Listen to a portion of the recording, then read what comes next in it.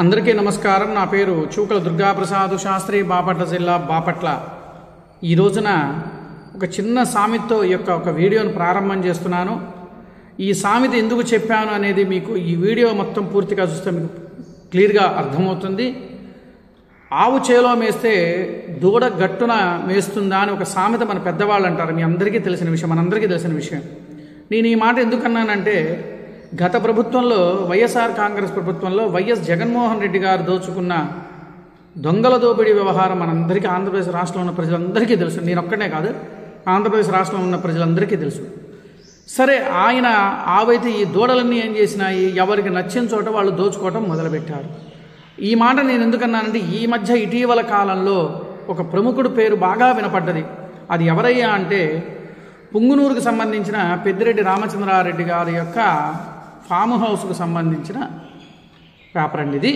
ఇది మీ అందరికీ నేను చూపిస్తున్నాను. ఎందుకంటే ఇది ఎలా తయారైందంటే, ఆవు చేలో మేస్తే దూడ గట్టును మేస్తుందా అని చెప్పేసి. ఇదిగోండి, ఈ రింగు రోడ్లతో ఎట్లా నిర్మించుకున్నాడు సొంత ప్యాలెస్, దానికి సంబంధించిన వీడియోలన్నీ కూడా నేను మీ ముందుకు ఒక్కసారి పెడతాను. ఒక్కసారి ఆ వీడియో చూసిన తర్వాత మనం విశ్లేషణ చేద్దాము. ఒక్కసారి ఆ వీడియో చూడండి.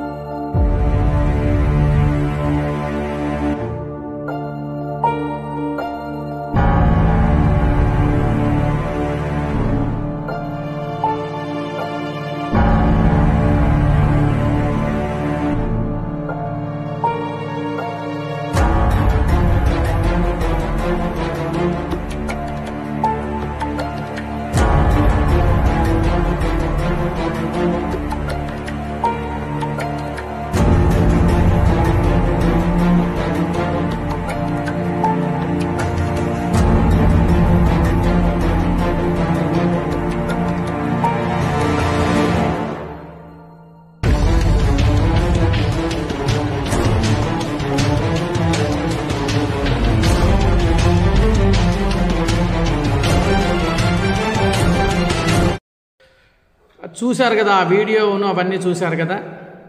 75.75 ఎకరాలను అడవి భూమిని సొంత ఆస్తిలాగా ఆక్రమించుకొని చక్కగా ఒక ఫామ్ హౌస్ కట్టడం జరిగింది. అసలు విచిత్రకరమైన విషయం ఏంటంటే, మనము ఎంతో కష్టపడి పన్నుల రూపంలో కానీ లేదంటే ఇంకా ఇతరత్ర మనం కట్టుకుంటూ మనం గవర్నమెంట్కి, మనం ఏ గవర్నమెంట్కైనా మనం చలానాలు కడుతూ ఉంటాం, అంటే కడుతూ ఉంటాం, ట్యాక్స్లు కడుతూ ఉంటాం. వీళ్ళు దోచుకోవడానికి వైఎస్ఆర్ కాంగ్రెస్ ప్రభుత్వం వాళ్ళు ఏ విధంగా దోచుకున్నారంటే, కొంతమంది నాయకులు కూడా ఉన్నారు.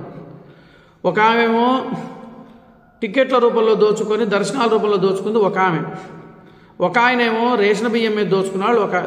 రేషన్ బియ్యం మీద దోచుకున్న నాయకులు ఉన్నారు కొంతమంది భూ కబ్జాలు, కొంతమంది ఎట్లా కొన్ని ఆయా సంబంధించిన వాళ్ళకి ఏవైతే ఉన్నాయో వాళ్ళకి ఏది అనుకూలంగా ఉన్నదో ఆ అనుకూలాన్ని వాళ్ళు సద్వినియోగం చేసుకున్నారు.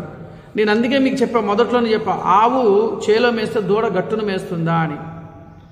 ఎన్నెన్ని స్కాములు చేసుకుంటూ ఆంధ్రప్రదేశ్ రాష్ట్రాన్ని దోచుకొని తినేసి, అంటే నవిలి పిప్పి ఉమ్మేసిన తర్వాత ఇప్పుడు వచ్చి ఈ చోటా నాయకులు ఏం చేస్తున్నారు, వైసీపీలో ఉన్న కొంతమంది నాయకులు, ఈ కూటమి ప్రభుత్వం చంద్రబాబు నాయుడు ఇచ్చిన గారు హామీలు ఏమీ నెరవేర్చలేదు, ఏమీ చేయలేదు, ఏమో గగ్గోలు పెట్టుకుంటూ మొదలుపెట్టారు. ఇది నేను వైసీపీ నాయకులకు ఒక్కటే నేను చెప్తాల్చుకున్నాను. నేను ఆంధ్రప్రదేశ్ రాష్ట్రంలో ప్రజలందరికీ కూడా నేను ఈ మాట ఎందుకు అంటున్నానంటే, ఒక్కసారి నేను చెప్పింది వినండి, నేను చెప్పింది అవునా కాదా అని. ఆంధ్రప్రదేశ్ రాష్ట్రంలో ఉన్న ప్రజలు ఎవరు కూడా ఈ ప్రభుత్వం ఇస్తున్న హామీలు ఎందుకు ఇవ్వట్లేదు అని చెప్పి ఏ ఒక్క ప్రజలు కూడా అడగటల.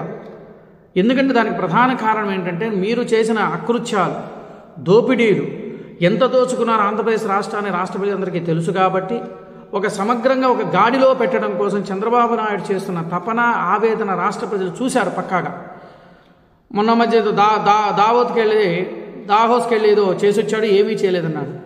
చేశాడో చేయలేదో రేపు కంపెనీలు వస్తే అప్పుడు మీరు మాట్లాడతారు. కానీ కంపెనీలు వస్తాయి కదా, ఆ రోజున మీకు తెలుస్తుంది. ఒకటి, చంద్రబాబు నాయుడు ఎంత అహర్నిశలు కష్టపడుతూ ఆయన దేనికి ఇచ్చిన డబ్బులు దానికే కేటాయించిస్తున్నాడు. ఇప్పుడు మొన్న ఈ మధ్య ఇటీవల కాలంలో పోలవరం ప్రాజెక్టు కోసం ఎన్ని వేల కోట్ల రూపాయల కేంద్రం మంజూరు చేస్తే ఆయన నిన్న ఒక ప్రెస్ మీట్ పెట్టి చంద్రబాబు నాయుడు గారు చెప్పారు, ఆ డబ్బులు దానికే తప్ప దేనికి మేము వినియోగించము అని చెప్పని. గతంలో మీరేం చేశారు? కేంద్రం ఇచ్చిన ప్రతి ఒక్క నిధి అని చెప్పిన పథకాల రూపంలో మీరు దోచుకోవడం కోసం పథకాల రూపంలో మళ్లించి ఆంధ్రప్రదేశ్ రాష్ట్రాన్ని సర్వనాశనం చేసిన వ్యక్తులు మీరు. ఈ రోజున ఈ చోటా నాయకులంతా వచ్చేసి మా జగన్ ప్రభుత్వం పరిపాలన బాగుంది, మరి అంత పరిపాలన బాగున్నప్పుడు మిమ్మల్ని 11 సీట్లకు ఎందుకు కూర్చోబెట్టారు? ఆంధ్రప్రదేశ్ రాష్ట్ర ప్రజలు పిచ్చోళ్ళేం కాదు. ఇవాళ చంద్రబాబు నాయుడు గారికి పట్టం కట్టారు అంటే దానికి కారణం ఏంటంటే ఆయన అభివృద్ధిలో ముందుకు తీసుకుపోతాడు, సెల్ఫ్ ఎంప్లాయ్మెంట్ పెరుగుతుంది, ఆంధ్రప్రదేశ్ రాష్ట్రానికి మన అభివృద్ధి చెందుతుంది అని చెప్పేసి ఆయనకి పట్టం కట్టి ఆయనకి ఇవ్వటం జరిగింది. అంతేగాని ఏదో మనం వచ్చింది నోటికి వచ్చినట్టు మాట్లాడేసి బురద చల్లాలి అనుకుంటే ఎవరు రాష్ట్ర ప్రజలు ఎవరు నమ్మే సఖ్యతలో ఎవరు నమ్మే స్థితిలో ఎవరు లేరు. సో అందువల్ల ఏంటంటే ఆ యొక్క వైసీపీ నాయకులారా, చోటా నాయకులారా, బడా నాయకులారా, మీరు చెప్పే ముందు మాట్లాడే ముందు ఒకసారి సిగ్గుండాలి. మనం మాట్లాడేటప్పుడు ఈ మాట మీరు బాధపడ్డా నాకు ఇబ్బంది ఏం లేదు, నేను స్పష్టతగా నేను చెబుతున్నా.